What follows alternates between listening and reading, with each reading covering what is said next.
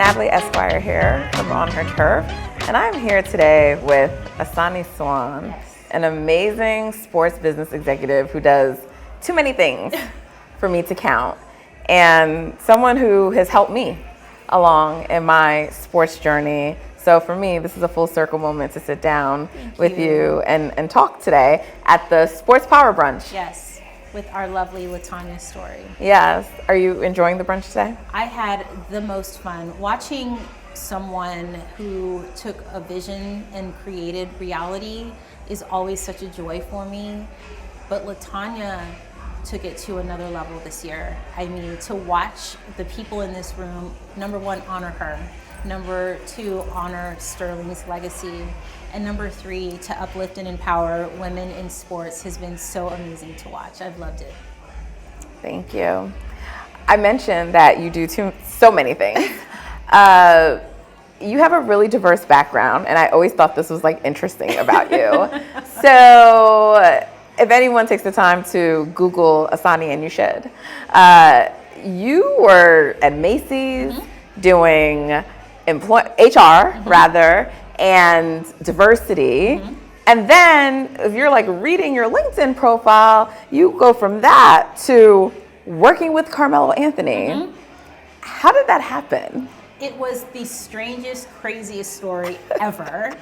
But basically my cousin called me and says, do you know who Carmelo Anthony is? He's looking for an assistant. That's exactly what happened. And I was like, oh yeah, I've heard of him.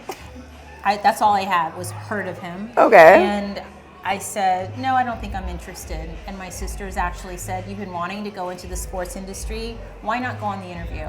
And the rest is history. I was Melo's assistant for 6 very long months, where I was humbled into recognizing that I do not have an assistant skill set. And it was necessary for me to go through that for 2 reasons. One, I needed to understand that someone who has the assistant capability and skill set, it is truly a gift. One, it is not based on the amount of education you have or your experience in work. It is truly a gift to be able to serve in the assistant capacity, in the administrative capacity.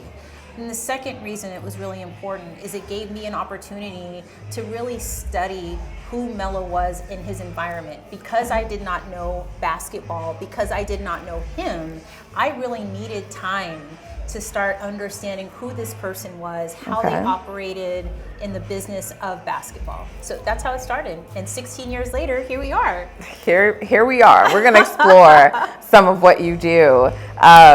You have your hands in so many projects.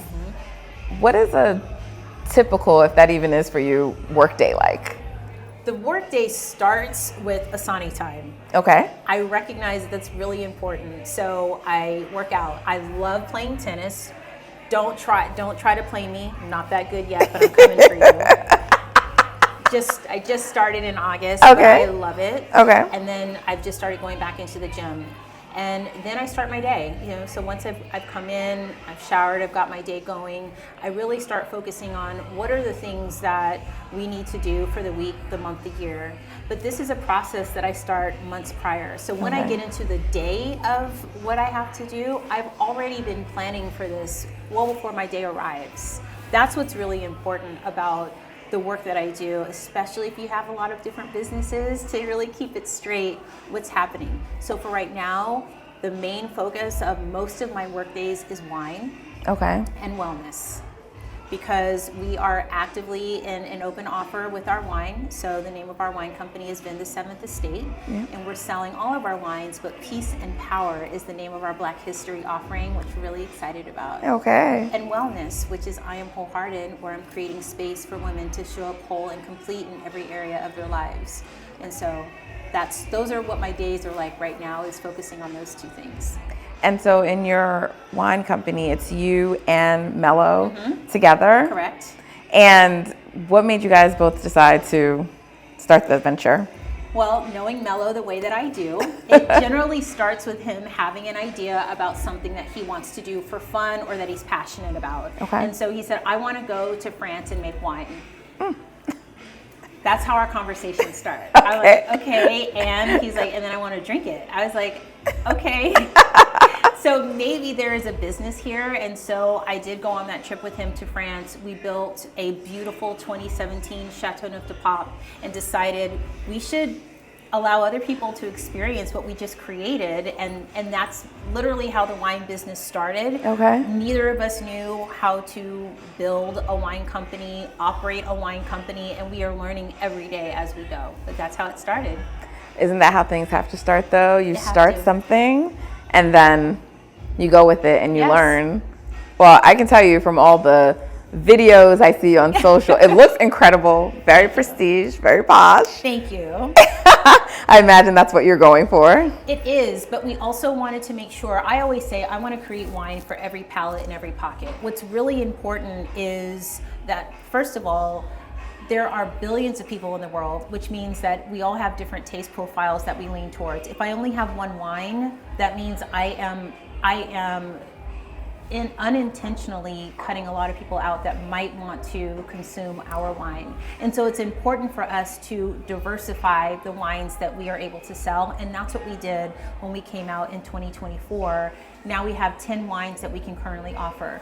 There will be something there, I guarantee you, that you will like. Okay. And there will be a price point that works for you. That was really important. Accessibility is one of the biggest reasons that the wine industry is lacking diversity, ethnic and racial diversity.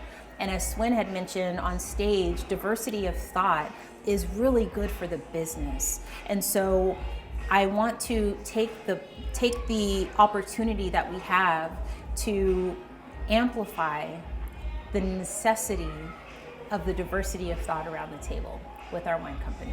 Amazing. So, I mean, you said right now that's a lot of your focus, the wine business, but you also founded a nonprofit organization, Playmaker. I did. Playmaker, but hopefully everyone gets that.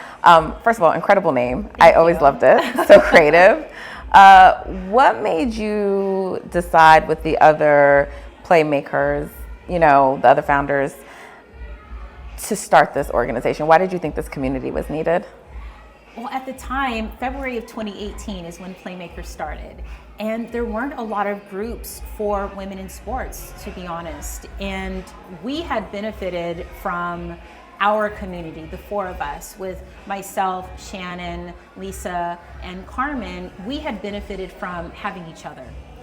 And we knew that we couldn't be the only individuals that benefited from having community of women that we can work with and be together, confide in, and help to guide us through. And so we said we should start a community that's not specific to a title or not specific to being in a corporate environment, but specific to either your interest or your career in sports. We wanted to ensure that assistants could come in, that stylists could come in, that entrepreneurs like me who have their own businesses can come in, but we also are inviting agencies, so the CAAs and the WMEs and the Wassermans can come in, and we can create a room where not only do we feel supported, celebrated, but we can also build business opportunities in that room. And so that's why we wanted to create Playmaker. You recently got married just last year. I did. How do you balance it all, your personal life and work? Well, I have learned that there is no balance, there's only flow. And I learned that from one of my mentors, Lisa Borders, who delivered me from the never-ending journey of trying to balance. You cannot do that. And I recognize where the priorities are. And that is also an evolution of understanding that my husband is my priority. And we are actively always finding ways to relive or to live in a space of honoring each other and also honoring our careers and our business. So that's how we do it. Okay, I love that. That was a bar, So I'm going to make a note of that one. Thank you. Asani, thank you so much. Thank you. Thank you for having me. Thank you for coming. Incredible work in this space. Thank you.